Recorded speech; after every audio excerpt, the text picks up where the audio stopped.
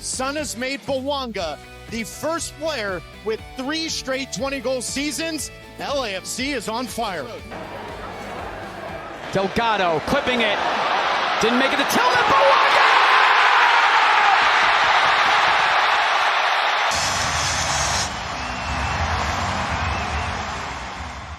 스토리 코리아입니다. 지금 보신 장면은 10월 6일 LAFC와 애틀랜타 유나이티드 경기였습니다.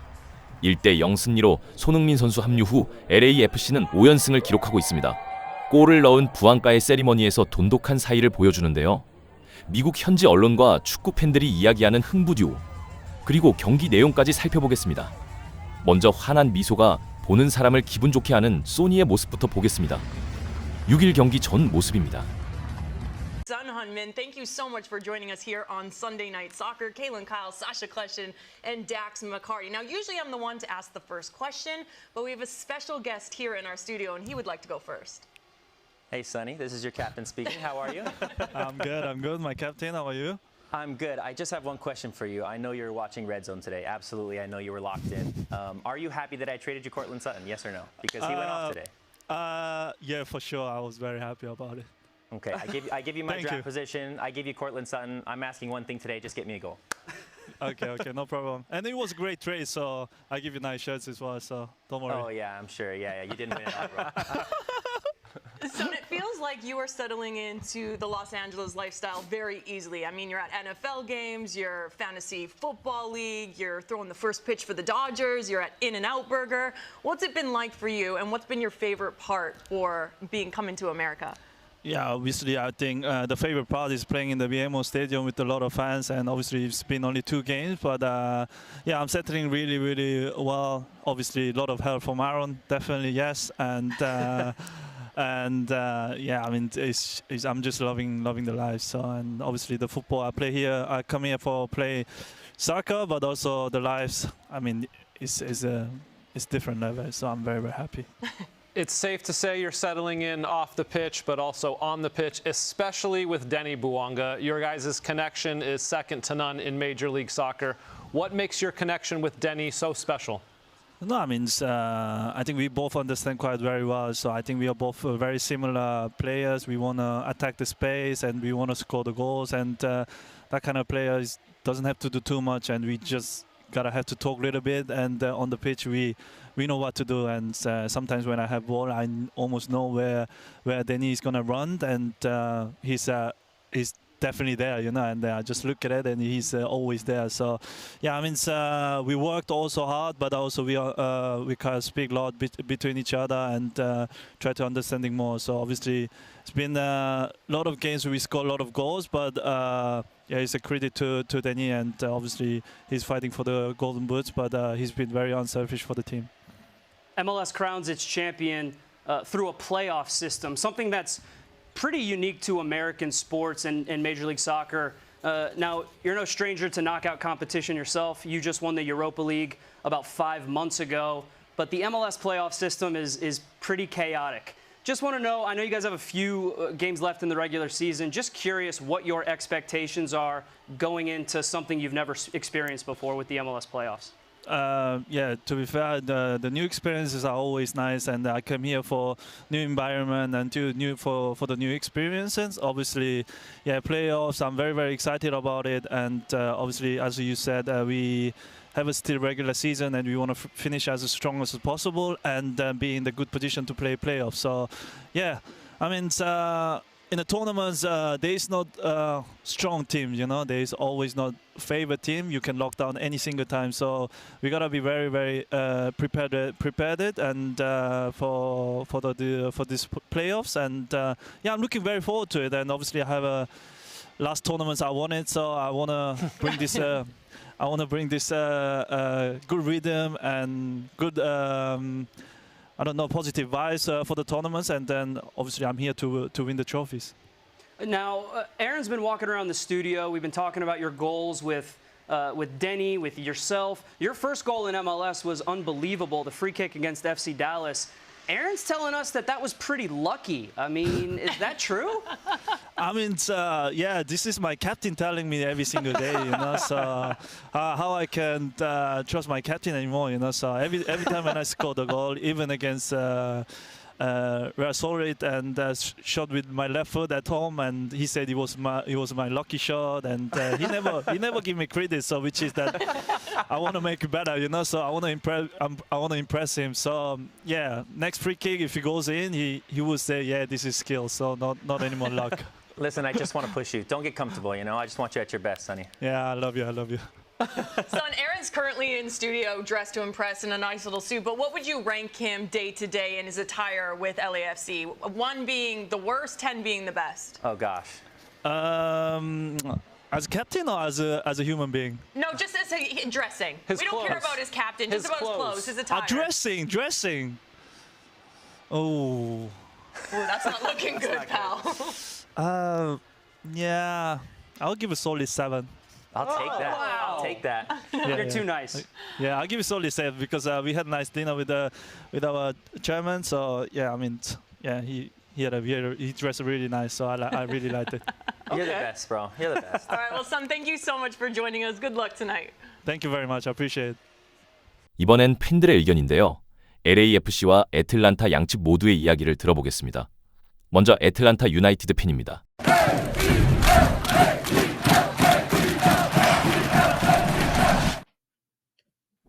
From just outside and just inside the perimeter of Atlanta, Georgia, where we played LA and Sun, and hey, at least they only scored 1. Yay! Small victories. Bringing the positivity. So I guess it's good that we didn't get destroyed. That's a positive. Yeah.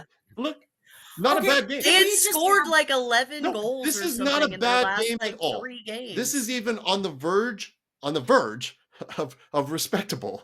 But I really wanted to hear Jason's commentary and him calling Sun, because watching Sun play just makes me smile. Sun is a concentrated joy.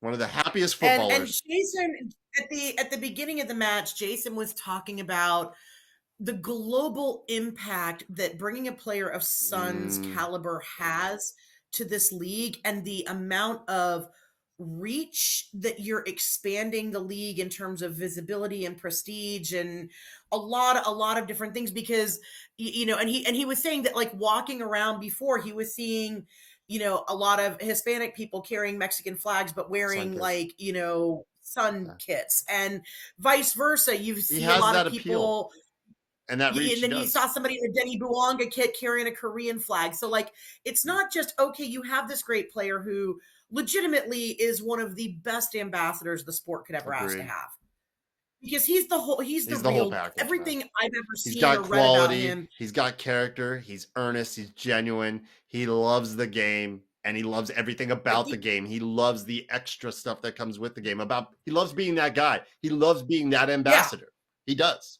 And he's in so many ways like the anti-Messi, where Messi just kind of walks around with this smirk on his face like the world owes him something, and Sun walks around with a smile on his face like he's just happy. I'm just so grateful to be here. That's Sun, and that is really hard to not enjoy and not get behind and not root for.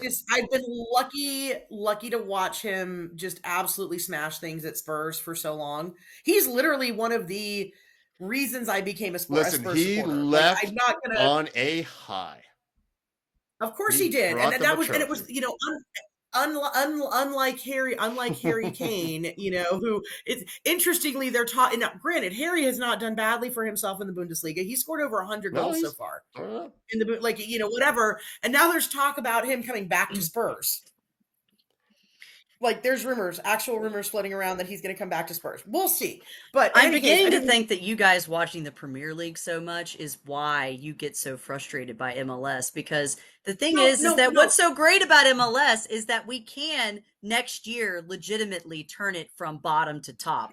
Whereas I genuinely find the EPL stuff kind of boring because it's the same 6 teams. It's the same 6 teams though. You're not coming at the bottom. You don't have, my frustration isn't with that. I love each for what it is. 다음은 애틀랜타 유나이티드 팬과 스포츠 미디어 관계자의 영상입니다. The big news of this season really is that he will be leaving the club at the end of the season. 186 games in charge, 3 trophies, and lots of good memories. But just describe his impact at LAFC for me. Yeah, absolutely. I had a piece I just wrote this past week, and then I called him Mr. October. Of course, something I borrowed or stole from baseball, because what his signature, I would say, trait has been is getting LAFC ready at the right time, right? Now, we can talk about what the outcomes have been after this, but the reality of the matter is, ever since Steve Cherundolo has arrived at LAFC, the team has been really primed to win around now for the playoffs, coupled with good moves from the front office in John Thornton. John Thornton has given Steve Cherundolo more players to work with during the 2 windows than more than probably any other coach in Major League Soccer, maybe DC United, since they've had such a high rotation. But for a successful team with a successful coach, and something that hasn't changed too much, Steve Cherundolo has been able to turn a lot of different rosters into winners. And once again, here we go, LAFC being a little bit ahead of schedule and showing the form that we're accustomed to see towards the end of the year, towards October, already happening in September. It's been a wild year for LAFC, maybe not necessarily as successful as we wanted to have been, especially in the first 6 months of the year in terms of titles. So, all eyes are on Toronto. All eyes are on this postseason to see how he's going to finish his tenure at LAFC. After the whole Griezmann thing, what would LAFC do to suppress its lack of attack, which was very evident? So here comes Sonny out of nowhere. This deal gets done. He's the talk of town. He's everywhere, really conquering LAFC and non-LAFC fans, I think, which is really hard. It's really hard to keep anybody entertained or even paying attention to anything in LA. So the fact that he's been able to do that across other sports is really interesting and really important for MLS in general and for LAFC, of course. Yeah, Sonny is everywhere in LA from what I He's can everywhere. see. He's with the Dodgers. He's with the Chargers now, The I think it Rams, is. the Ram. No, Or, yesterday sorry, was the Rams. It was the Rams. That is great, just to have that Yeah. kind of icon that is kind of, He's in a iconic. sense, he's turning into like Mr. LA, right? Yeah, I know. He really is embracing the LA scene, and I think he likes to be seen and revered, right, as an icon. So I think that's his personality too. But he's an extremely nice guy, right? So yeah, I think we're talking a little bit also about what's happening off the pitch, right? Because as much as the quality he's brought in with this partnership with Denis Bouanga, it's like a 2-headed monster. Which way do you defend? Which way do you go with this? Right? He's been able to captivate audiences and media and everybody else here in LA off the pitch as well. But I mean, look, man, what he's been able to do on the pitch with the knee, he just basically transformed the knee in the best striker in the league once again after his arrival. The knee has just become player of the month, and it's no accident that he's been playing right next to one of the best setup man in all of soccer, which is Son Heung-min. That's exactly what I wanted to talk about, is this kind of new duo that we have in MLS of Bouanga and Son. Ever since Son's arrived, 8 goals, 3 assists in 7 games. Bouanga, 10 goals, 1 assist in the same amount of games. I mean, out of nowhere, Bouanga just like jumps into the Golden Boot race, and he is now very, very close to Messi with kind of that same amount of games remaining. What has been the secret to this chemistry forming between Bouanga and Son so quickly? I think first off, they're very complementary of one another in how they play, and Son has been able to sort of float around in a way that opens up a lot of lanes for Denis. But it really is a positioning. Let me break it down first off. LAFC plays really, really well when it does not have the ball, which means that you're going to play in counter, you're going to do the high press, and you're going to move in speed when you do have the ball in a very short period of time in maybe a short field. And this has basically been the signature Denis Bouanga move, right? He gets the ball in the middle of the field, he runs, and he scores because no one can keep up with him. And I think Sonny has given us the ability to do that. If the team is going to be aggressive enough to attack LAFC how they want, and if they get caught, right-handed, they're going to get scored on because the transition game for LAFC has gotten that much better. So Dolo ball is essentially this. It all goes back to how Steve Cherundolo likes to play. If you're going to play with the ball and LAFC is able to just watch it, you're going to tire out because the defense is going to break you down, and then it's going to make it easier for Denis Bouanga to do what he does. And that's been the secret since Sonny has been in this game.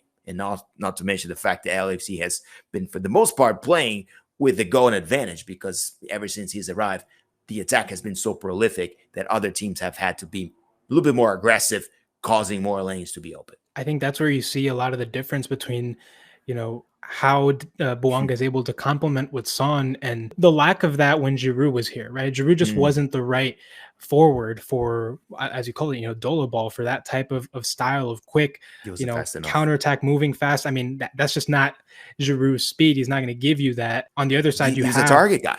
Exactly. He was expecting the ball at the right place, the right time, without having to move into space. And that wouldn't happen with the type of fullbacks and wingers that we had. So the only thing we did have, right, was Denis Bouanga coming strong off the left. And he doesn't have the skill passing to get Giroud at the place that he needed to be. So yeah, you're absolutely right. Yeah. And so now Giroud experiment is over. Yeah. And again, like you said, that is an important quality for a front office, is to kind of know and recognize, okay, this signing, it didn't work out. It's best for kind of both parties to kind of call it here and then move forward. And I think that's, first of all, for me, that's one of the reasons. 이번엔 LAFC 팬입니다. How are we feeling about that game, my friend? How am I feeling? All right, so we're going to be honest. I thought the game for the first 80 minutes was very, very bad. It wasn't the LAFC that we've seen, right? Like we did have a ton of chances. When you called me, I was looking at the touches, right? And you would thought that Bouanga had more touches than Son, because it just felt like Son didn't touch the ball at all. But as I'm looking, bro, Bouanga had 46 touches and Son had 48 touches. That's crazy when I look at it, right? So very disappointing for the first 80 minutes. I did see an issue that me and you've been covering all these games. We saw an issue too where Son Heung-min was having to play really deep and have to come to the ball to get the attack going. And I saw that again tonight. And, someone in the chat had said something about Denis Bouanga. His vision is very bad. It does feel like Denis Bouanga, when he gets the ball, he's got like tunnel vision. Like he can't see left or right. He just sees what's in the front of him. And I think that is bad, because there's a couple times he missed some guys, or he passed the ball way too late. At the end of the game, he had an opportunity where he had Son Heung-min wide open and he didn't pass it. And maybe he did, but it was very late, man. And so Denis Bouanga, I thought Denis Bouanga had a pretty poor game. This is probably the worst game he's had in the last 5 matches. I mean, he's been really good, but I don't think he had a great game. Again, I think for me on that, it felt like the team was really pushing for him to score, to get that golden boot race sort of in hand, if you will. And what I mean by that is you've seen players actually looking for him a lot more. It felt, I guess he gave the last golden boot to his parents. His son said, hey, look, Dad, I really want you to win this trophy. So he has that little weight on him also. The son slept with this trophy the last time that he won it. Bouanga gives it to his parents and tells the son, I'll get you another one. So the son really wants that for his room. So there's a little added pressure there. The team is really pushing for him to win it. And so it almost felt like the team is pushing for him to want to win it. He wants to win it, but he also doesn't want to be the selfish Bouanga of, his earlier career at LAFC, where he felt like he didn't have anyone. So again, I believe that run coming from Son, he didn't see it at first. You're absolutely right. But when he did see it, he was like, oh, I need a pass now. The truth of the matter is it was too late. He should have just shot that ball and just been like, yo, I am sorry. I miss you. I didn't see it. And then now we're talking about him ahead of Messi 1 goal. But that's not what he did. He tried to play unselfishly. And that's something that we haven't really seen of a Bouanga, because we have talked about this plenty of times. He hasn't had that caliber of player that he can really rely on. And so he's like, oh, well, he's open. No sense in me taking this shot. Boom, he passed it. You even seen Son after be like, why did you pass that? Because he really should have shot it. But it's just the unselfishness of Son that has draped down the roster of players, even to Bouanga, saying, we're going to be a team before we are worried about our own accolades. And I mean, look, it's something to admire and to say, yo, good job on that. But also be a little selfish when you have to and take that shot also. Yeah, I do think that this team has played selfless, but also to the detriment of the team, kind of like what you said. You know, they're passing too much. And I remember someone saying during the game, and I agreed with this, during this game, how many times would we see the center backs or the full backs just keep passing the ball back? And like they would just keep passing it back, and they weren't trying to push or create anything. It was just very boring. It was very conservative, and it was just hard to watch, man. This is not the attacking team we had seen the last 4 games, you know? So I feel like there was just a lot wrong with this game. You said last 18 goals have been scored by 2 guys. Not good, man. Just not good. No, not at all. And I mean, look, you know, again, we will take it. We just missed what Bouanga was saying, and I'm sure he's talking about how disappointed he is and whatnot. But, you know, how do I say it? Steve is on his way out. This team is not going to be as conservative, I believe, next season.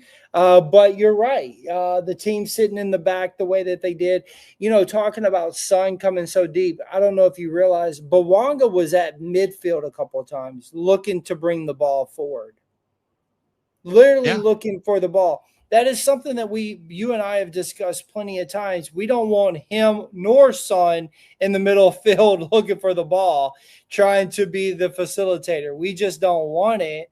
And that's what we've seen a lot of. It was weird because it felt like we were going to do the formations that we've been asking for, that we have been seeing when LAFC was scoring 3-4 goals a game. And, you know, seeing Tillman in there, you knew that's what we were going to have.